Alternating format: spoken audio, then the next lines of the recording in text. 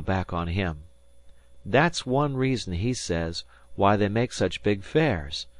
Say, the We're Here goes off to the Georges on Monday. They don't stay long ashore, do they?" "Well, we ought to be going too, I guess. I've left my business hung up at loose ends between two oceans, and it's time to connect again. I just hate to do it, though. Haven't had a holiday like this for 20 years." "We can't go without seeing Disko off," said Harvey. "And Monday's Memorial Day. Let's stay over that, anyway." "What is this memorial business?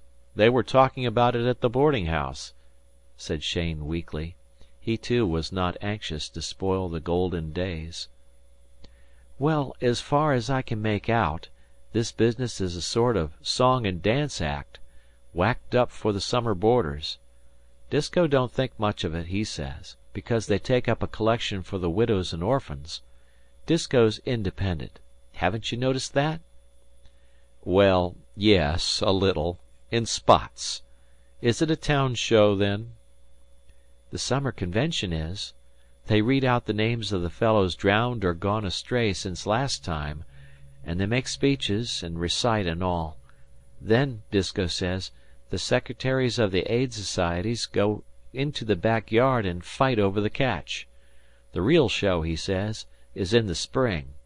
The ministers all take a hand then, and there aren't any summer boarders around." "I see," said Cheyne, with the brilliant and perfect comprehension of one born into and bred up to city pride. "We'll stay over for Memorial Day, and get off in the afternoon." "Guess I'll go down to Disko's and make him bring his crowd up before they sail. I'll have to stand with them, of course." "Oh, that's it, is it?" said Cheyne. "I'm only a poor summer boarder, and you're—" "A banker, full-blooded banker," Harvey called back as he boarded a trolley, and Cheyne went on with his blissful dreams for the future. Disko had no use for public functions where appeals were made for charity, but Harvey pleaded that the glory of the day would be lost, so far as he was concerned, if the We're Heres absented themselves. Then Disko made conditions. He had heard it was astonishing how all the world knew all the world's business along the water front he had heard that a Philadelphia actress woman was going to take part in the exercises, and he mistrusted that she would deliver Skipper Ireson's ride. Personally, he had as little use for actresses as for summer boarders, but justice was justice, and though he himself here Dan giggled had once slipped up on a matter of judgment, this thing must not be. So Harvey came back to East Gloucester, and spent half a day explaining to an amused actress with a royal reputation on two seaboards the inwardness of the mistake she contemplated, and she admitted that it was justice, even as Disko had said. Cheyne knew by old experience what would happen, but anything of the nature of a public palaver was meat and drink to the man's soul. He saw the trolleys hurrying west in the hot, hazy morning, full of women in light summer dresses, and white-faced, straw-hatted men fresh from Boston desks, the stack of bicycles outside the post office, the come and go of busy officials greeting one another, the slow flick and swash of bunting in the heavy air, and the important man with a hose sluicing the brick sidewalk. "Mother," he said suddenly, "don't you remember, after Seattle was burned out, and they got her going again?" Mrs. Cheyne nodded, and looked critically down the crooked street. Like her husband, she understood these gatherings, all the West over, and compared them one against another. The fishermen began to mingle with the crowd about the town hall doors, blue-jowled Portuguese, their women bareheaded or shawled for the most part, clear-eyed Nova Scotians, and men of the maritime provinces, French, Italians, Swedes and Danes, with outside crews of coasting schooners, and everywhere women in black, who saluted one another with a gloomy pride, for this was their day of great days. And there were ministers of many creeds, pastors of great gilt-edged congregations, at the seaside for a rest, with shepherds of the regular work, from the priests of the church on the hill to bush-bearded ex-sailor Lutherans, hail fellow with the men of a score of boats. There were owners of lines of schooners, large contributors to the societies, and small men with their few craft pawned to the mastheads, with bankers and marine insurance agents, captains of tugs and water boats, riggers, fitters, lumpers, salters, boat builders, and coopers, and all the mixed population of the waterfront. They drifted along the line of seats made gay with the dresses of the summer boarders, and one of the town officials patrolled and perspired till he shone all over with pure civic pride.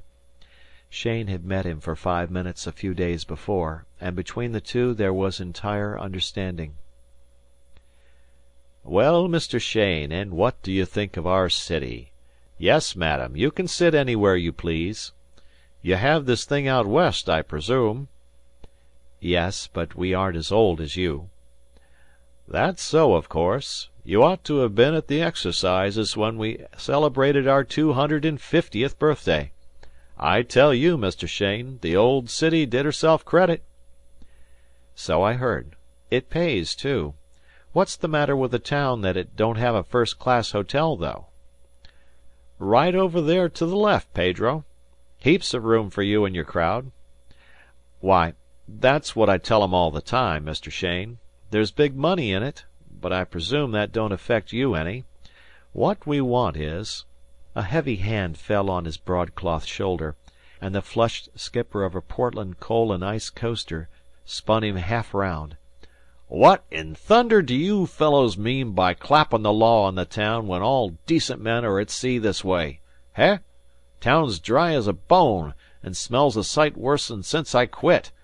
Might ha' left us one saloon for soft drinks, anyway." "Don't seem to have hindered your nourishment this morning, Carson. I'll go into the politics of it later. Sit down by the door and think over your arguments till I come back." "What good's arguments to me? In Miquelon champagne's $18 a case, and—" The skipper lurched into his seat as an organ prelude silenced him. "Our new organ," said the official proudly to Cheyne, "cost us $4,000, too. We'll have to get back to high license next year to pay for it. I wasn't going to let the ministers have all the religion at their convention. Those are some of our orphans standing up to sing. My wife taught 'em. See you again later, Mr. Cheyne. I'm wanted on the platform." High, clear, and true, children's voices bore down the last noise of those settling into their places. "O ye works of the Lord, bless ye the Lord, praise him, and magnify him forever." The women throughout the hall leaned forward to look as the reiterated cadences filled the air. Mrs. Cheyne, with some others, began to breathe short. She had hardly imagined there were so many widows in the world, and instinctively searched for Harvey. He had found the We're Heres at the back of the audience, and was standing, as by right, between Dan and Disko. Uncle Salters, returned the night before with Penn, from Pamlico Sound, received him suspiciously. "Hain't your folk gone yet?" he grunted. "What are you doin' here, young feller?" "O ye seas and floods, bless ye the Lord, praise him, and magnify him forever." "Hain't he good right?" said Dan. "He's been there, same as the rest of us." "Not in them clothes," Salters snarled. "Shut your head, Salters," said Disko. "Your bile's gone back on you. Stay right where you are, Harve." Then up and spoke the orator of the occasion, another pillar of the municipality, bidding the world welcome to Gloucester, and incidentally pointing out wherein Gloucester excelled the rest of the world. Then he turned to the sea wealth of the city, and spoke of the price that must be paid for the yearly harvest. They would hear later the names of their lost dead, 117 of them. The widows stared a little, and looked at one another here. Gloucester could not boast any overwhelming mills or factories. Her sons worked for such wage as the sea gave, and they all knew that neither George's nor the Banks were cow pastures. The utmost that folk ashore could accomplish was to help the widows and the orphans, and after a few general remarks he took this opportunity of